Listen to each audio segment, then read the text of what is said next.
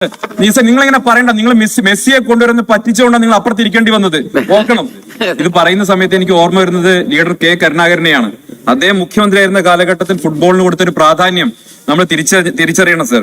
എനിക്ക് ഓർമ്മയുണ്ട്, ഞാൻ എന്റെ കുട്ടിക്കാലത്ത് ആദ്യമായിട്ട് സന്തോഷ് ട്രോഫി നേരിട്ട് കാണുന്ന ട്രോഫി കാണുന്നത് VP സത്യൻ കോയമ്പത്തൂരിൽ നിന്ന് നമ്മള് 19 വർഷത്തിന് ശേഷം സന്തോഷ് ട്രോഫി ജയിച്ച് ബസ്സിൽ ഈ ട്രോഫി ഇങ്ങനെ വെച്ച് വരുമ്പോ പാലക്കാട് കോട്ടമൈതാനത്ത് ഒരു കുട്ടിയായിട്ട് ഞാൻ നിൽക്കുന്നുണ്ടായിരുന്നു. അന്നാണ് ആദ്യമായിട്ട് ഈ സന്തോഷ് ട്രോഫി കാണുന്നത്.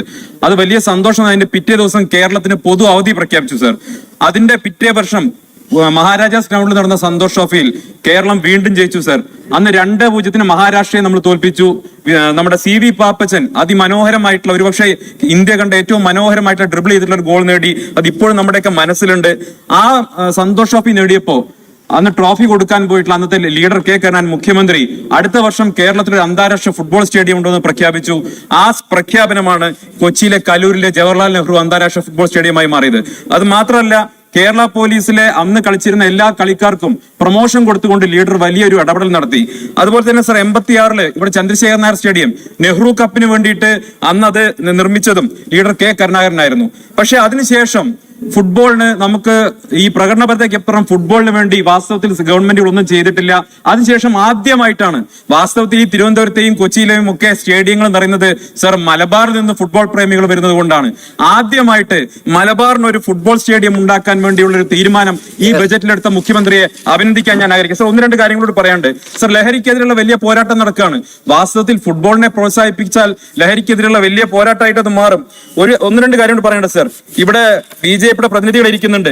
അവരെ ശ്രദ്ധയ്ക്ക് വേണ്ടി, രാഷ്ട്രീയമില്ല സർ, അവര് ശ്രദ്ധയ്ക്ക് വേണ്ടി പറയാണ് സർ. മലബാർ മേഖലയിലെ സെവൻസ് ഫുട്ബോൾ കളിക്കാൻ വരുന്ന ആളുകൾക്ക്, ഇപ്പൊ വിദേശ താരങ്ങൾക്ക് സാധാരണ മുൻപ് വിസ കൊടുക്കുമായിരുന്നു. പക്ഷെ ഇത്തവണ വിസ കൊടുക്കാത്തതുകൊണ്ട് ചില ആളുകൾ ബിസിനസ് വിസയിൽ വന്നു. ഇപ്പൊ അവരെയൊക്കെ തീവ്രവാദികൾ എന്നത് പേര് പോലെ വേട്ടയാടുന്നൊരു സമീപനമുണ്ട്. ആ കൊണ്ടുവന്ന ക്ലബിന്റെ മാനേജർമാർക്ക് മുഴുവൻ നോട്ടീസ് അയച്ചിരിക്കണം സർ. അതിന്റെ ഇടപെടൽ നടത്തണം.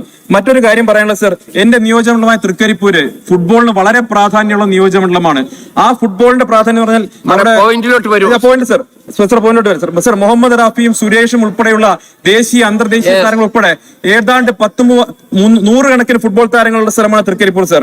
അവിടെ നിരവധിയായിട്ടുള്ള ഫുട്ബോൾ ട്രെയിനിങ് സെന്ററുകളുണ്ട്. ഓരോ ദിവസവും പെൺകുട്ടികൾ ഉൾപ്പെടെയുള്ളവർ ഫുട്ബോൾ കളിക്കുന്ന ഒരു പ്രദേശമാണ് സർ. ലീഡർ കെ കരുണാകരന്റെ പേരിൽ അദ്ദേഹത്തിന്റെ ഓർമ്മയ്ക്ക് വേണ്ടി ഒരു സെന്റർ ഫോർ ഫുട്ബോൾ എക്സലൻസ് തൃക്കരിപ്പൂരിൽ സ്ഥാപിക്കണമെന്നാണ് അഭ്യർത്ഥിക്കുന്നത്.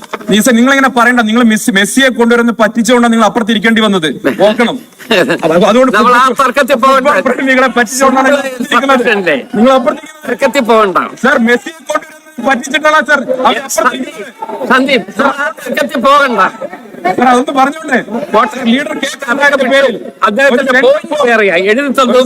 ഒരു സെന്റർ ഫോർ ഫുട്ബോൾ എക്സലൻസ്, ആ ഫുട്ബോൾ സ്റ്റേഡിയം ഒരു സെന്റർ ഫോർ ഫുട്ബോൾ എക്സലൻസ് ആയി തൃക്കരിപ്പൂരിൽ സ്ഥാപിക്കണം. അവിടെ ആധുനിക രീതിയിലുള്ള ലോകോത്തര നിലവാരം ഹെൽത്ത് ക്ലബ്ബ്, ശാസ്ത്രീയമായ ഫുട്ബോൾ പരിശീലനം ഉൾപ്പെടണം സർ. ഒരു കാര്യം കൂടി പറയണം സർ. അവർ വെള്ളം വെക്കുന്നതുകൊണ്ടാ ലോകത്തെ ഏറ്റവും വലിയ സെൽഫ് ഗോൾ ആന്ദ്രെ എസ്കോബാർ നേടിയ സെൽഫ് ഗോൾ എന്നാണ് ഞാൻ കരുതുന്നത്. പക്ഷെ കഴിഞ്ഞ ദിവസം PM ശ്രീ പദ്ധതി സഭയിൽ ഉന്നയിച്ചപ്പോ ഈ പ്രതിപക്ഷമാണ് ആന്ദ്രെ എസ്കോബാറിനെ സെൽഫ് ഗോൾ നേടിയതെന്ന് എനിക്ക് മനസ്സിലായി സർ.